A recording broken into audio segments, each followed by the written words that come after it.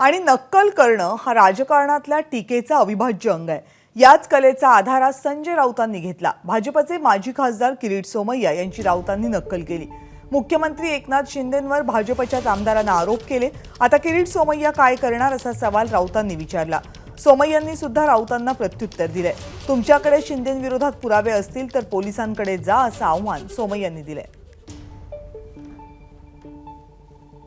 की या कोट्यवधी रुपयाचा हिशोब भारतीय जनता पक्ष आहेत ना, एक बोबडा नागडा पोपटलाल, हिशोब तर द्यावाच लागेल, हिशोब द्यावाच लागेल ना।